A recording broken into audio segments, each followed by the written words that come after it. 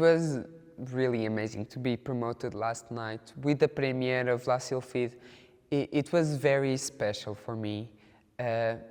This company is my first company, my first professional company where I started my professional career. And it really makes me emotional to think that I started here and I worked the best that I could, and at the end I am recognized as a principal dancer. It really feels like a full circle, and it just is so satisfying in a way very hard to put my head around. But I guess that I'll slowly, very slowly get used to the fact that I'm a principal dancer, and I mean, I just can't say that it really feels nice. When I did James for the first time, I only did the second act. So it was in the full ballet, and I think it was harder for me to understand what the real story was really about. At that time, I saw it more like a love story between a young man and this very special being. But as I work on it now, in a different production, I get to know him better, get to know James better, and what his real thoughts are. And I realize that he just is a very dreamy person, that he has a comfortable life, he never had any issue with it, and doesn't realize what he really dreams of until he meets Sylphide, La Sylphide. So he keeps dreaming and dreaming about this wonderful being, and slowly gets further and further away from his reality, his home. And he just feels right when he is among the other Sylphides. It's just the realization of his dream, what he really wants, until he has the shock of reality, the consequences of his own actions. When he realizes what he has done to his real life, then he just has this heartbreak and dies at the end. And it is very deep because it shows this perspective of duality, what one really, really wants, what one dreams of, and what one thinks should be the best for themselves and for society, what fits in with society. Because James, he's just going along with the rest of the people. He wants to be like a married couple with Effie, just like the other couples that you see throughout the ballet. And he realizes that's not exactly what he wants. And it's a very subject that you can see nowadays. Everyone can have this question of what they really want and what people want them to do. So it's a very real dilemma that you see nowadays. It's very, very deep. I feel like the Bournonville and Lacotte's version are very, very different, and almost feel like two completely different ballets, apart from the story. Because the choreography is different, and the music is also very different. It's a whole completely different music. I was coached by my director, Laurent Leiria, and also by Anne Salmon. She was here for a few weeks, and it was a very interesting way of working, trying to make everything get together, the story and the steps technically. Laurent told us that Nureyev used to say that it's almost like doing tricot, with the feet. And it's a very particular style. All the dancing is very hard technically, and it's very long, so it's not just hard technically, also it's hard for your stamina. Meanwhile, you have the entire story to tell. So it's definitely a big challenge for everyone that performs it. I would say that the pas de trois in the first act is one of my favorite parts in the entire ballet, if not the one I like the most, because it really shows every character has their own story. So James is just very confused about what he really wants. If he wants the life that he always had, or something else that it's just very charming and calls for him.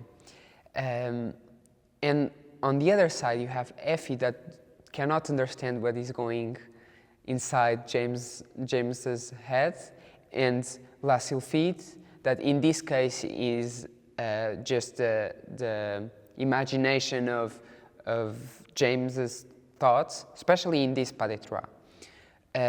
And she wants him, doesn't want them to be together because she wants to play with James, she wants to have fun, she's not really human. So you really see these three very particular figures in the ballet together in this pas de trois.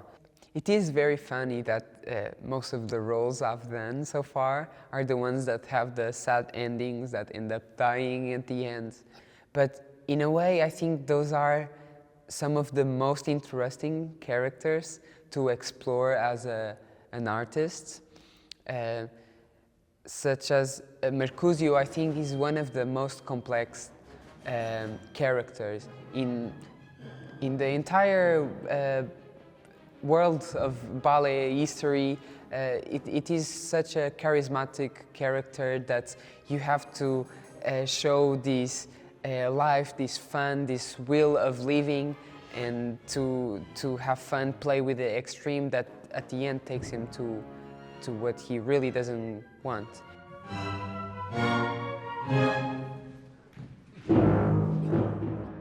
For Lansky, it is a matter of proud, because he's an artist, he's a young man that he found what he believes to be his true love, that everyone believes will be the true love of each other. Olga and Lansky were born to be together.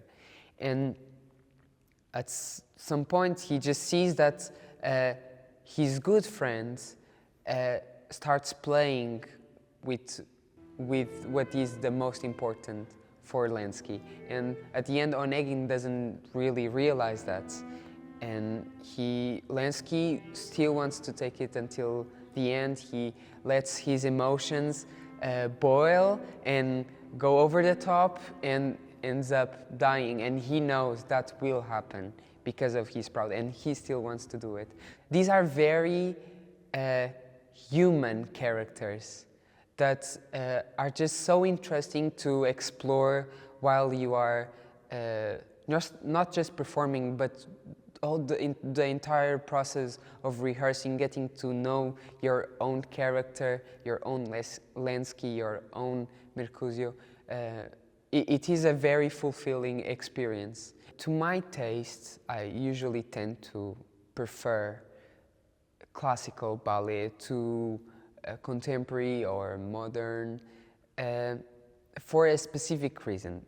Well, more than one reason. First of all, every ballet dancer has dedicated their life to train and to learn ballet, and most of the time, that's what they want to do. But I think that in a way, ballet, it's very square, very strict, technically, and I feel that it is just so magical to see when someone can actually give you that squareness, that technique, that very mathematical, methodological performance, as well as putting their own personality and their story inside.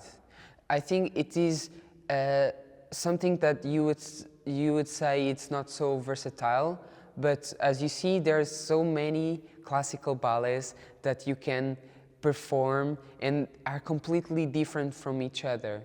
And I think that it just really shows you what base you need and from where you can explore.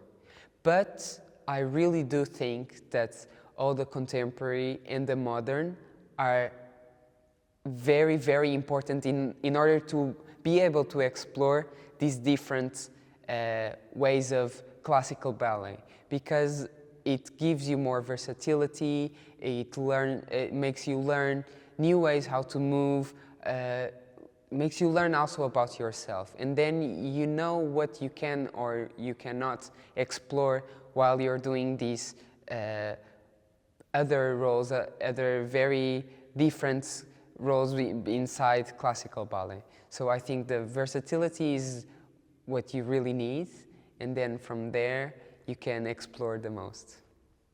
So I'm definitely a big perfectionist, especially when it comes to ballet.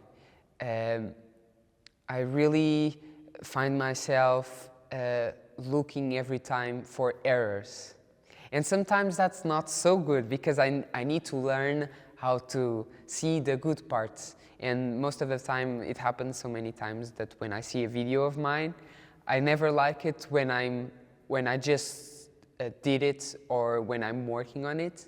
But if I leave it for weeks, or if I stopped working on it, then I come back and then I think it's better than what I thought it was. So it really helps me to realize what ways can I actually improve. So it means that I can be very analytic, and it helps me, and I feel like I can help other people with that as well. But again, it has that opposite side that sometimes can be a bit more negative.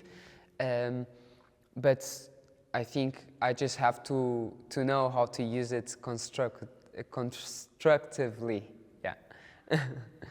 I started to dance because I always loved to move, to run around, to climb trees, to do a lot, to move a lot. And slowly I got into ballet, the more I was doing it, actually. So I think I learned how a life with ballet is. I learned how to appreciate the things that lead you to be a good ballet dancer. And I think that the more I perform, the more I work, the more I learn about these different stories, these different ballets, different musics and composers, I find it more and more attractive. And sometimes I find myself even thinking, why do I enjoy this specific part so much, this specific choreography so much? Is it because of the music? Or is it because I like the music together with the choreography? Sometimes there are musics that just make you stand up and dance, but sometimes that happens also because you already have an image of a choreography inside it. So many times it happens that I fall in love with the choreography that I'm doing, and then when I listen to the music, I feel like I want to start dancing it, and that happens throughout the process, and it really helps me to feel like my favorite ballet or my favorite choreography is the one that I'm doing at the moment. And that's very inspiring and motivation for myself, because it feels like I'll always have fuel to want to do what I do. So very recently, I was in Cuba to perform Swan Lake with Margarita Fernandes with the Ballet Nacional de Cuba. And it was such an incredible experience, because it is really a completely different world. We had some problems with the weather.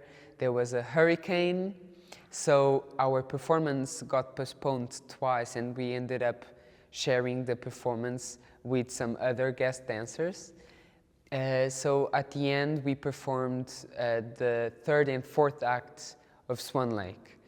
We did the Black Swan, pas de deux, and all the ending.